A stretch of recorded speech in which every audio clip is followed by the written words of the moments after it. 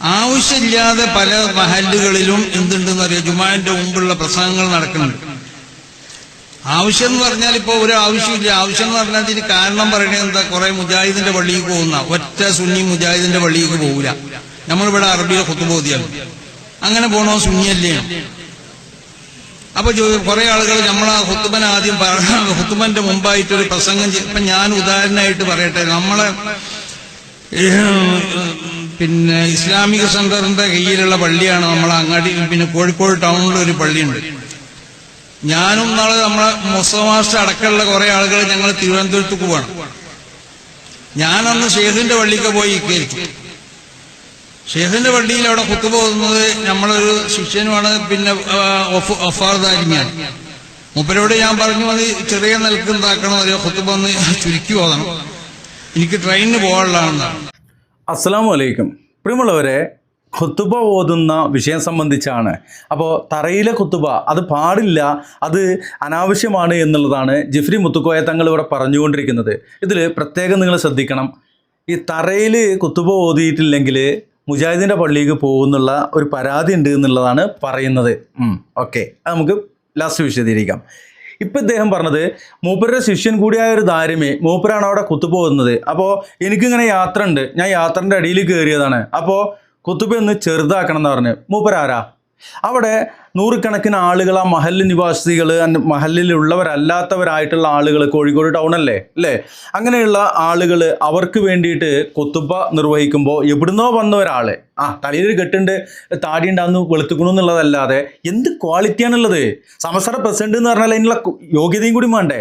ഉണ്ടോ ഇല്ലേ? അതൊക്കെ നിങ്ങളോട് ചിന്തിച്ചോളിയും. ഓക്കെ, അതല്ല ഇവിടുത്തെ വിഷയം. ആ ആൾ വരുമ്പോൾ അയാളുടെ ശിഷ്യനാണോ ശിഷ്യനല്ലേ? ഇവിടെ ശമ്പളം കൊടുത്തിട്ട് കമ്മിറ്റിക്കാർ നിർത്തിയതല്ലേ, മഹലിൻ്റെ ആളുകൾ നിർത്തിയതല്ലേ? മൂപ്പർക്ക് വേണ്ടിയിട്ട് അത് കുറക്കുക, അതെന്ത് നിയമമാണ്? അത് ഇസ്ലാമാ?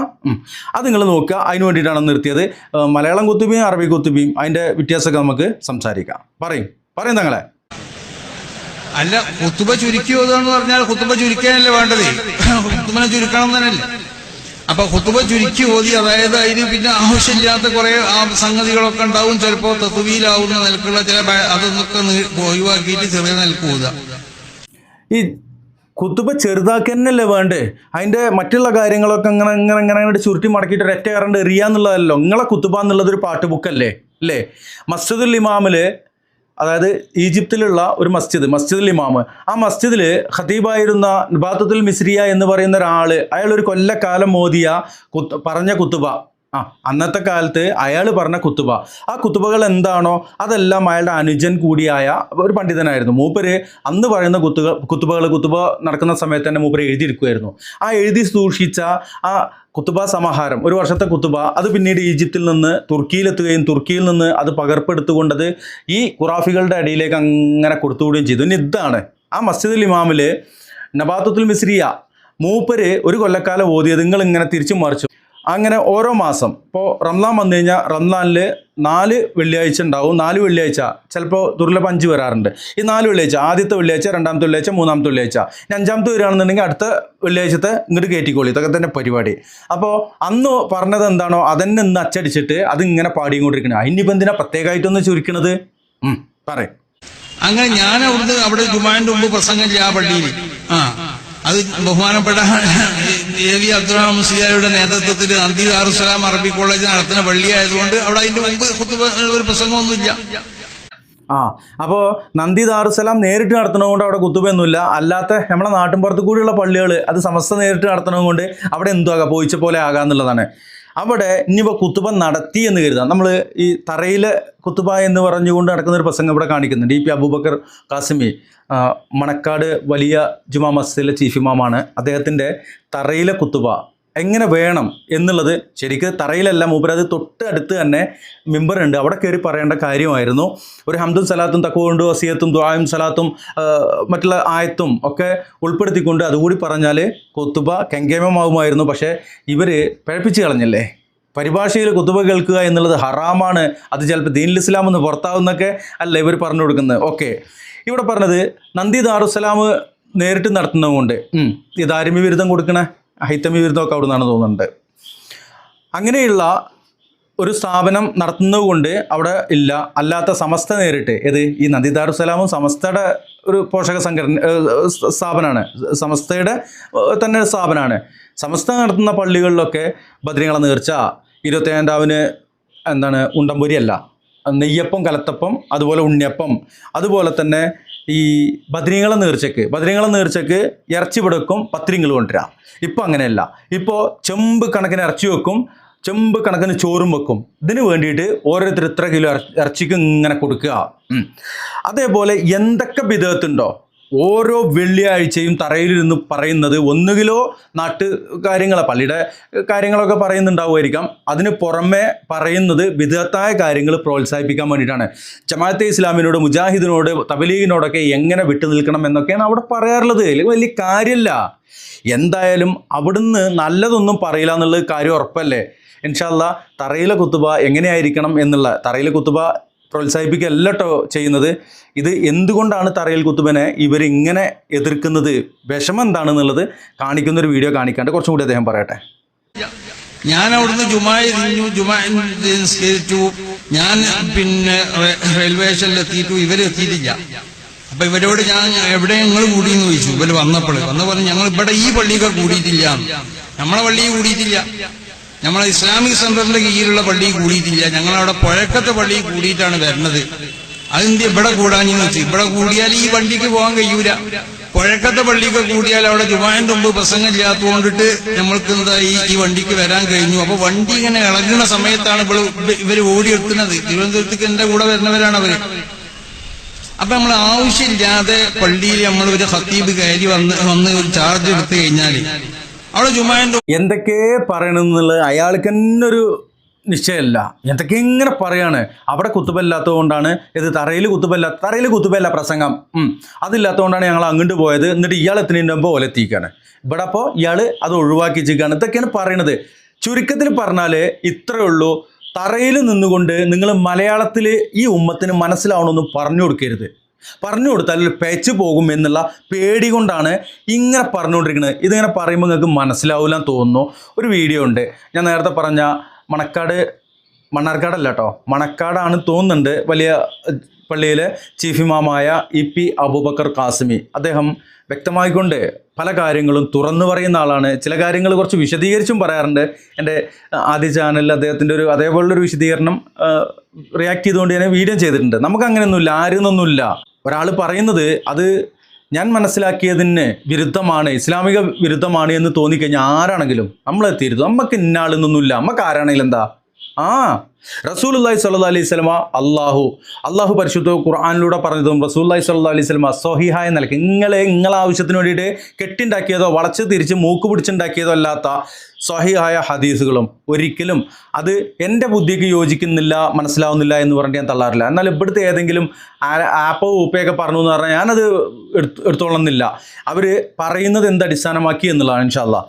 അപ്പോൾ ആ ഒരു വിഷയത്തിൽ കൂടുതൽ പറഞ്ഞു പോകുന്നില്ല. EP അബൂബക്കർ ഖാസിമി അദ്ദേഹം മിമ്പറിൻ്റെ തൊട്ട് താഴെ നിന്നുകൊണ്ട്, നിങ്ങൾക്ക് ആ വീഡിയോയിൽ മിമ്പർ കാണാൻ കഴിയും, നല്ല റെഡ് പരവതാനി പോലെയുള്ള നല്ല സെറ്റായിട്ടുള്ളൊരു മെമ്പറും കാര്യങ്ങളൊക്കെ ഉണ്ട്. പക്ഷേ അവിടെ നിന്നുകൊണ്ട് അവരുടെ ആ ബുക്ക് വായിക്കുന്നതിന് മുമ്പ് തറയിൽ നിന്നുകൊണ്ട് പറഞ്ഞ കാര്യം, ആ കാര്യങ്ങളാണ് ഹംദും സലാത്തും തഖ്വ കൊണ്ട് വസിയത്തും ഖുർആനായത്തും അള്ളാഹുവിൻ്റെ റസൂൽ സല്ലല്ലാഹു അലൈഹി വസല്ലമയുടെ പേരിൽ സ്വലാത്തും ദുആയും ഒക്കെ ചേർത്തുകൊണ്ട് അറബിയിലാവേണ്ട കാര്യങ്ങൾ അറബിയിലാക്കിക്കൊണ്ട് പറഞ്ഞിട്ട് ഈ മനുഷ്യർക്ക് മനസ്സിലാവുന്ന രൂപത്തിൽ ഇഖ്റാഉൽ ഖുർആൻ, ഇത് ഖുർആൻ ഓതിയിട്ട് വയുദക്കിറുന്നാസ്, മനുഷ്യർക്ക് ബോധനം നൽകേണ്ട കാര്യം പച്ച തൗഹീദ് എന്ന് പറഞ്ഞാൽ പച്ച ശിർക്ക് എന്ന് പറഞ്ഞ പോലെയല്ല കേട്ടോ, യഥാർത്ഥ തൗഹീദാണ് അദ്ദേഹം അവിടെ പറയുന്നത്.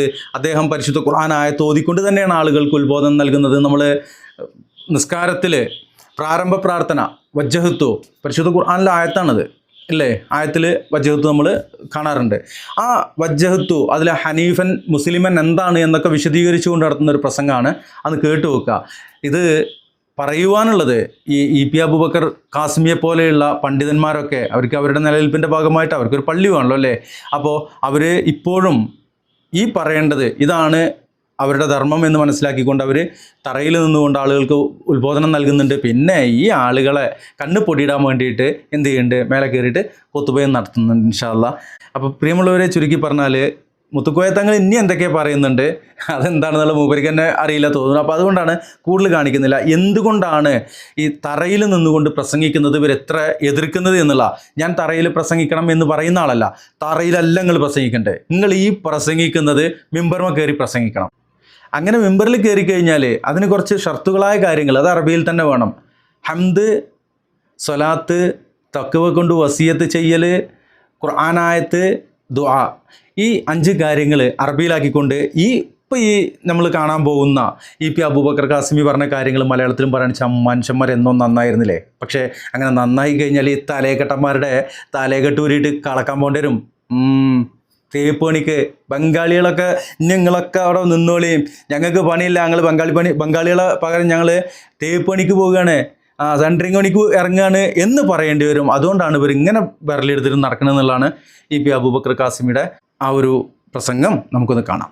ഹിദായത്ത്, സന്മാർഗം എന്ന് പറഞ്ഞാൽ അത് അള്ളാഹുവിന്റെ ഔദാര്യത്താൽ ലഭിക്കുന്ന സന്മാർഗത്തിന്റെ മാർഗമത്രേ. അതിനെന്താണ് വഴി? വഉമിർനാ ലിനുസ്ലിമ ലിറബ്ബിൽ ആലമീൻ. ലോകങ്ങളുടെ രക്ഷിതാവായ അള്ളാഹുവിന്റെ മുന്നിൽ നാം തികച്ചും കീഴ്വണങ്ങുന്നവരും അടിമകളുമായി വിനയാന്വിതരുമായി അനുസരണ ബോധമുള്ളവരുമായ മുസ്ലിമായി മാറാൻ നമ്മളോട് കൽപ്പിക്കപ്പെട്ടിരിക്കുകയാണ്. ഹിദായത്ത് കിട്ടണമെങ്കിൽ അതുകൊണ്ട് വജ്ജഹത്ത് ഓതുമ്പോ വജ്ജഹത്തു വജിഹല്ലദി ഫതറസ് സമാവാതി വൽ ഹനീഫ മുസ്ലിമ വമാ അന മിനൽ മുശ്രിക്കീൻ. ഞാൻ ഒറിജിനൽ മുസ്ലിമാണ്, ഞാൻ മുശ്രിക് അല്ല അല്ലാഹ് എന്ന് പറഞ്ഞ വാക്കതാണ്. ഞാൻ മുശ്രിക് അല്ല അല്ലാഹ്. നിന്റെ റഹ്മത്ത്, നിന്റെ നബിയുടെ ശഫാഅത്ത് ഞാൻ ആഗ്രഹിക്കുന്ന ഒറിജിനൽ മുസ്ലിമാണ് പടച്ചവനെ ഞാൻ. വഅന മിനൽ മുസ്ലിമീൻ. ഞാൻ മുശ്രിക്കല്ല അല്ലാഹ്. ഞാൻ നിന്നെ നിഷേധിക്കുന്നവനല്ല അല്ലാഹ്. ഞാൻ നിരീശ്വരവാദിയല്ല അല്ലാഹ്. ഞാൻ യുക്തിവാദിയല്ല അല്ലാഹ്. നീയാണ് എന്റെ സൃഷ്ടാവ്, നീയാണ് എന്റെ ആരാധ്യൻ. നിന്നെ കൂടാതെ ഈ ലോകത്ത് ഞാൻ ഒരാളെയും ആരാധിക്കുകയില്ല. നീയാണ് എന്റെ എല്ലാം എന്ന് പരിപൂർണമായി വിശ്വസിച്ച ഒരു സത്യവിശ്വാസി അള്ളാന്റെ മുന്നിൽ കൈകെട്ടിയിട്ട് വനമിനൽ മുസ്ലിമീൻ, ഞാൻ ആ മുസ്ലിമീങ്ങളിൽപ്പെട്ടവനാണ്. വമാനമിനൽ മുശ്രിക്കീൻ, ഞാൻ മുശ്രിക്കീങ്ങളിലോ ബഹുദൈവ ആരാധകരിലോ പെട്ടവരെ അല്ല. വോട്ട് കിട്ടാൻ വേണ്ടിയിട്ടും മറ്റുള്ള സമുദായത്തെയും മുന്നിൽ പോയിട്ട് ഇസ്ലാമിക പാരമ്പര്യമുള്ളവർ ആരായിരുന്നാലും ശരി, ബുദ്ധകളെയും ദേവതകളെയും ബഹുദൈവങ്ങളെയും പൊക്കിപ്പറയുന്നവൻ മുശ്രിക്ക് തന്നെയാണ്. ഒരിക്കലും അവനെ മുസ്ലിമായിട്ട് അംഗീകരിക്കാൻ പറ്റൂല. പേര് കൊണ്ട് മുസ്ലിമായിരിക്കാം, അർത്ഥമില്ല. അങ്ങനെയുള്ള ലോക്കൽ ടീമിനെ അള്ളാഹ്ക്ക് വേണ്ട. അതുകൊണ്ടാണ് ഹനീഫം മുസ്ലിം എന്നുള്ള ചേർത്തത്. ഋജുമാനസനായ മുസൽമാൻ, ക്യാരറ്റ് 22-24 ക്യാരറ്റ് ക്വാളിറ്റി ഉള്ള മുസൽമാൻ, അവന്റെ ആധാറിലെ മുസൽമാൻ, അത് അള്ളാഹ്ക്ക് ആവശ്യമില്ല. അവന്റെ ഹൃദയത്തിന്റെ ഉള്ളിൽ അവനെ ഏത് ഗോത്രത്തിൽ കൊണ്ടുപോയാലും, അവനെ ഏത് ക്ഷേത്രത്തിൽ കൊണ്ടുപോയാലും, അവൻ ഏത് സ്ഥലത്ത് പോയാലും എന്റെ റബ്ബ് അള്ളാഹുവാണെന്ന് വിശ്വസിക്കുകയും ആ റബ്ബിന്റെ മുന്നിലല്ലാതെ മറ്റൊരാളുടെ മുന്നിൽ ഞാൻ തലകുനിക്കുകയില്ല എന്ന് അംഗീകരിക്കുകയും ചെയ്യുന്ന ഋജുമാനസനായ മുസൽമാൻ, അവനെയാണ് അള്ളാഹ്ക്ക് വേണ്ടത്. വോട്ടിന് വേണ്ടി ഇവിടെയും പോയി അവർക്ക് സപ്പോർട്ട്, ഇപ്പുറത്ത് സപ്പോർട്ട് ചെയ്ത്, അവിടെ പോയി ഇവിടെയും സപ്പോർട്ട്. അത് മുസൽമാൻ എന്ന് നമുക്ക് പറയാൻ പാടില്ലല്ലോ. അതങ്ങനെ പറയാൻ പാടുണ്ട്. നമ്മൾ ചിന്തിക്കണം. അള്ളാഹു നമുക്ക് ഇസ്തിഖാമത്ത് തരട്ടെ. അള്ളാഹ് ഇസ്തിഖാമത്ത് എന്ന് പറഞ്ഞാൽ എന്തറിയോ? ആരുടെ മുന്നിൽ പോയിട്ടും ഈ ഈമാനിനെ പണയപ്പെടുത്തരുത്. പണത്തിന് വേണ്ടി, അധികാരത്തിന് വേണ്ടി, ഒരു വോട്ടിന് വേണ്ടി, സമ്പത്തിന് വേണ്ടി, പ്രതാപത്തിന് വേണ്ടി, ഒന്നിനും വേണ്ടി അള്ളാഹ് നീ അല്ലാതെ മറ്റൊരു ശക്തിക്ക് കഴിവുണ്ടെന്ന് എന്റെ നാവ് കൊണ്ട് പറയാൻ ഇടവരുത്തരുത് ഖിയാമത്ത് വരെ. അതാണ് ഇസ്തിഖാമത്ത്. ഇനി അധികാരം നിനക്ക് കിട്ടിയാലും ശരി, നീ നിന്നെ കഴുത്തിൽ കത്തി വെച്ച് പറയണമെന്ന് പറഞ്ഞാലും ഇല്ല, ലാ ഇലാഹ ഇല്ലല്ലാഹ്, നീ കൊന്നോ, ആ ഈമാൻ എനിക്ക് നിങ്ങൾക്കും വേണം. അവരെയാണ് അള്ളാഹ് ഇഷ്ടം. മനസ്സിലായില്ലേ? ചുമ്മാ മുസ്ലിം എന്ന് പറയുന്നത് കൊണ്ടാണ് മുസ്ലിമീങ്ങളിൽപ്പെട്ടവർ തന്നെ ഇസ്ലാമിനെതിരെ നിൽക്കുന്നത്. അവർക്ക് ഇസ്ലാം ഉള്ളിലേക്ക് കയറിയിട്ടില്ല ഹബീബേ. അതാണ് നമ്മൾ എപ്പോഴും ദുആ ചെയ്യേണ്ടത്. റബ്ബനാ ലാ തുസിഗു ഖുലൂബനാ